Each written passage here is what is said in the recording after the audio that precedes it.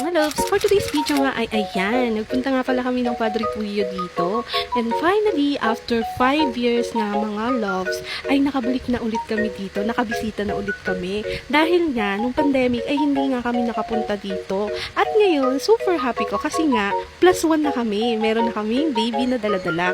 Dati kasi kami lang ni tatay, o kaya naman kasama lang namin si Lola. Ngayon pala ay sinama na rin namin dito si Tito. First time nga pala niyang makapunta din ng Padre Pio. Kaya naman ayan, sinama na rin namin. Super excited nga ako dito dahil nga sobrang talagang tagal namin plinano na pumunta nga sa Padre Pio, kaso nga lang hindi talaga natutuloy mga loves. Kaya naman super grateful talaga ako nung natuloy na sa wakas ngayon nga. So ayan, nag-grab nga lang pala kami papuntang Turbina. Kaso nga lang, pagdating namin sa Turbina, wala kaming nasakyan na grab dahil nga wala daw doon na nag-grab. Kaya naman ayan, for the bus kami dito. Inabutan pa nga kami ng ulan dito mga loves, pero ayun nga, pagkasakto, pagbaba namin ng bus, ay ayun, migil nga yung ulan. Kaya naman ayan no, sobrang init na, pinagbigyan talaga kami ni Padre Pio na makapunta dito.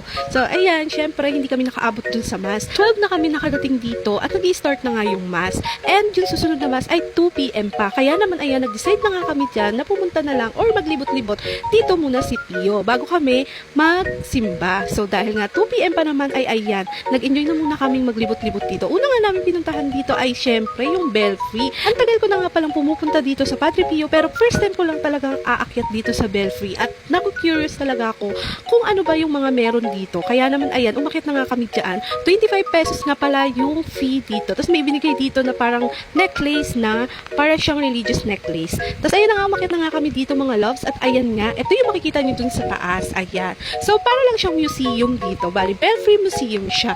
Nandito yung mga story ni Padre Pio, tapos mga picture. Ayan nga, tuwan-tuwa yung anak ko dyan dahil nga ayan, nakakyat kami dito. Super lamig dito mga loves. Talagang namang kahit ang init-init ng panahon, yung hangin ay talaga namang ang lamig-lamig sa katawan, sa balat.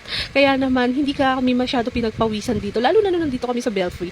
Tapos ayan, 3 palapag nga pala to at yung pinakataas nga ay makikita mo na nga yung tuktok ng pinakasimbahan. Tapos si Mama Mary sa taas. O diba, ang ganda. Kaya naman mga loves, sobrang sulit talaga yung 25 pesos na binayad namin dito. Kung pwede nga lang tumambay talaga na matagal dito at wala kaming hinahabol na oras at mas, ay talaga naman tatambay kami dito dahil nga sobrang presko ng hangin. Kahit sobrang init, ang presko kapag nandun ka sa taas.